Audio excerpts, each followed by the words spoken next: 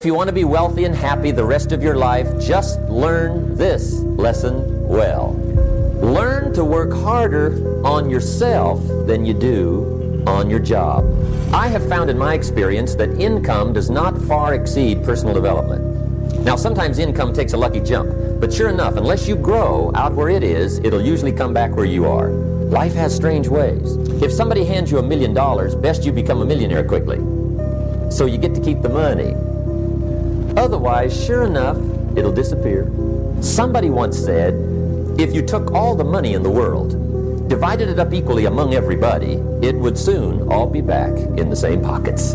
Success is something you attract, not something you pursue. So instead of going after it, you work on yourself, personal development. Because true happiness is not contained in what you get. Happiness is contained in what you become. Here's the big challenge, getting trapped into spending major time on minor things. I've finally come to the point now, not only of time management, but energy management. It's easy to give too much energy to minor things and not have enough left for some of the major things. Only major time on major things. Major energy on major things.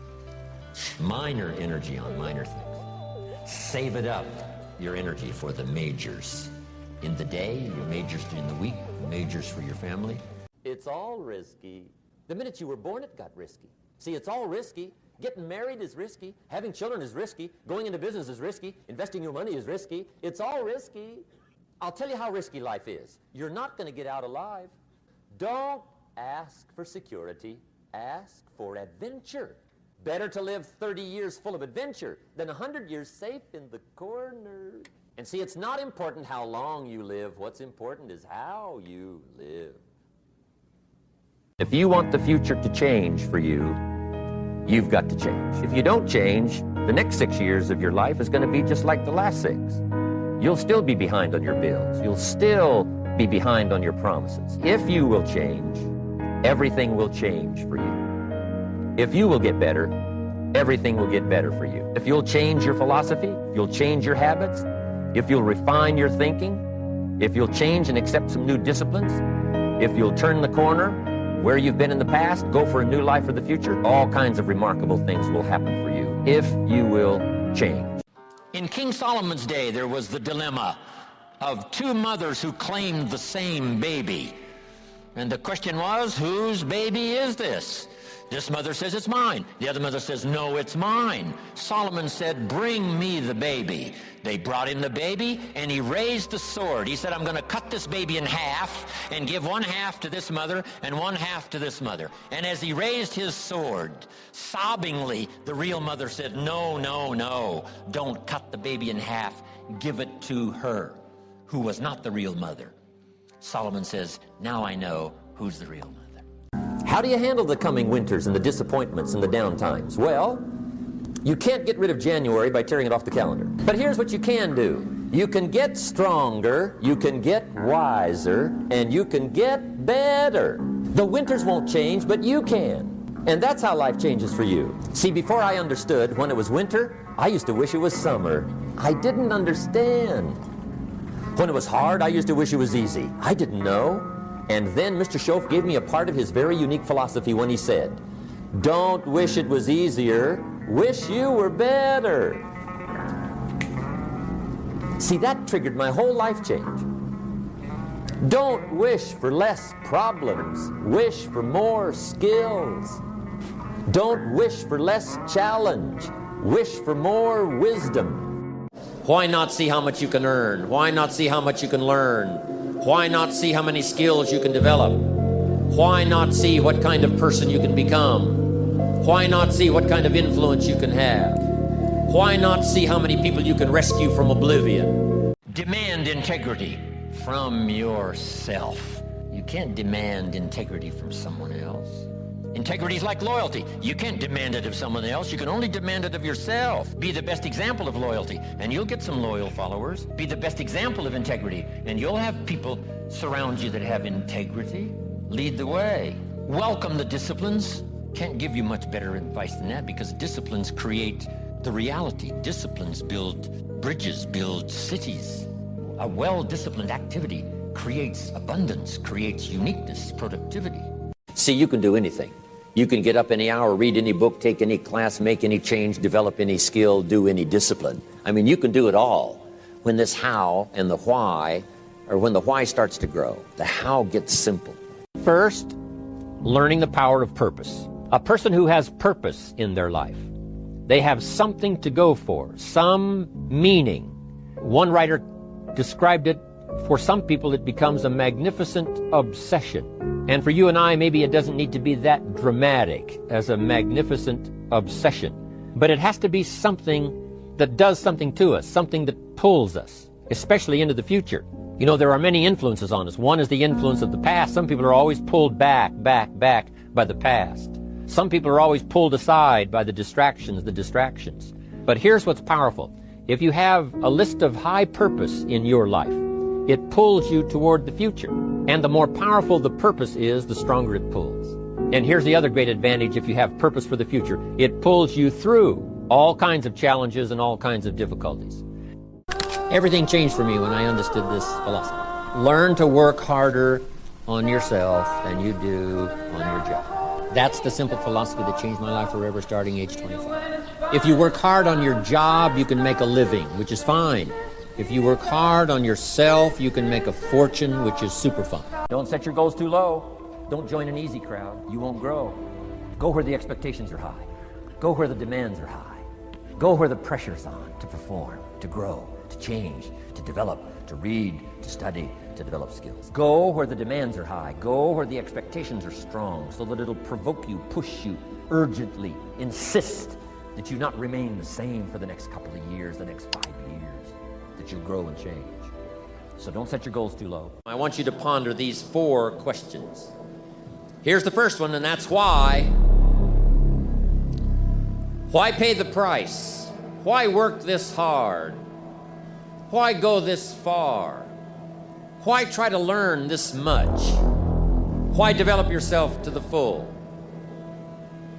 Why try to become all that you can possibly become?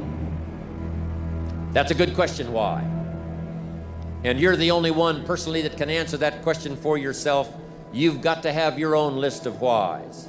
Here's what I want you to do when you go home after you've left this extravaganza. Work on your list of whys. One of the big thrusts for success is to come up with a strong enough why.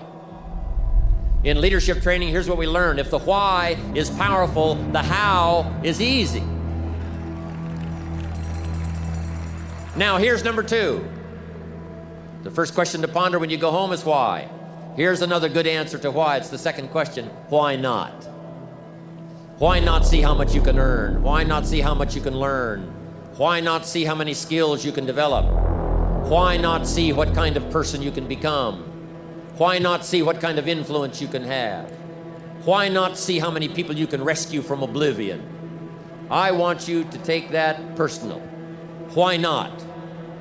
Why not? Now here's number 3. Why not you? I wish I could say that to each of you individually, but it would take a couple of lifetimes to sit down and talk with each of you individually. But I want you to take it personal. And my personal question to you is, why not you? You've got the brains. You can make decisions. You can study the plan. You can change your life. You can grow immensely in the next few years. You can make your dreams come true. You can build a financial wall around your family nothing can get through. You can become healthy. You can become powerful. Why not you?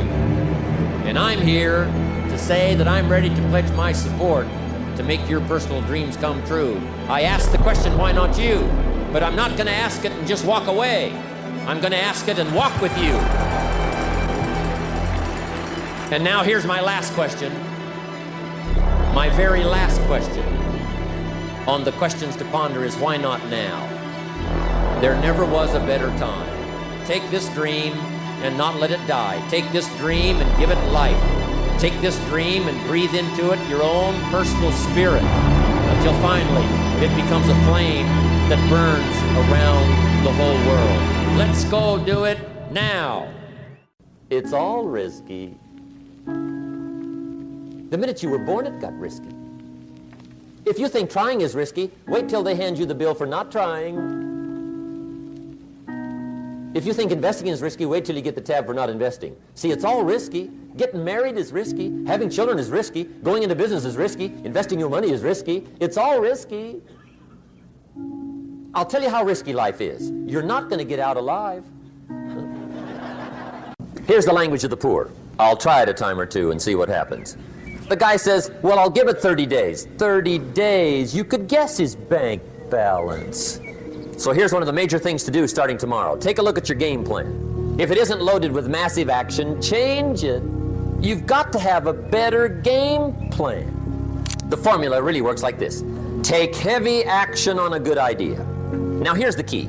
Don't wait till you've learned 2,000 or 3,000 things, because that way you'll use up all the time. Don't let your learning lead to knowledge. You'll become a fool. Let your learning lead to action. You can become wealthy.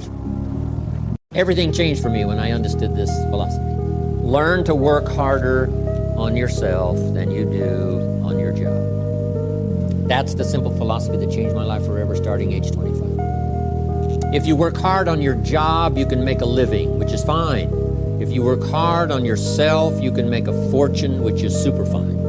I didn't mind working hard on my job, but things didn't seem to change that much. Then I started working hard on myself to qualify. So let me put it in a philosophical phrase now. This is worth the price of whatever it costs for you to be here today. Here it is. Success is something you attract. Success is not something you pursue. It's something you attract by becoming attractive. And the whole scope of this we call now personal development. You can have more than you've got because you can become more than you are. If you can multiply your value by 3, by 5, you can easily multiply your income by 3, by 5, by 10. But the key to doing it is to work hard on yourself. Now, that's why I mentioned this personal development part is learning multiple skills. If it would serve you, multiple languages, okay? Working hard on yourself. You know, people are fun to work with. The key sometimes it's not fun to work with is yourself. How come I'm reluctant when I should be excited? Right? You just go through this dilemma. The work we do is fairly easy. Mr. Schoaf, my first mentor, taught me, the world is mostly full of real nice people. In fact, he said there's only about 11 or 12 real nasty, miserable, horrible people in the whole world. Now, he said they move around a lot. So you're bound to find one once in a while. But if you found one, you say, hey, there's only 11 more like you, I can handle that. I mean, there's not 1,000. But here's the big challenge, working hard on yourself. Personality and temperament and mindset, talked about culture, all the stuff necessary to individually be responsible, be a growing, attractive, powerful, skillful, communicating human being, and the world belongs to you. Now let me give you the secret to success. The formula for failure, a few errors in judgment repeated every day for 1 month, starts the weakness, starts the disaster process. You can imagine what happens in 6 years. Now here's the formula for success. A few simple disciplines practiced every day. And if you decide today to go for the apple instead of the Hershey bar, I'm telling you, you have begun the process of turning your life around.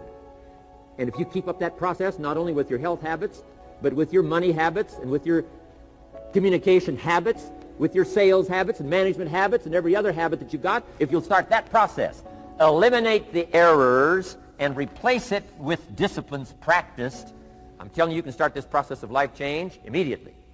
And I had one of the greatest lessons I ever learned, and I'm about to share it with you. This will be worth the price of being here today if you can capture what I'm about to share with you. Here's what Mr. Schoaf said. Set a goal to become a millionaire. And he said, here's why. For what it will make of you to achieve it. And I got one of the greatest classes in one sentence I've ever received in my life. Set a goal that'll make you stretch that far. For what it will make of you to achieve it. What a brand new reason for setting goals.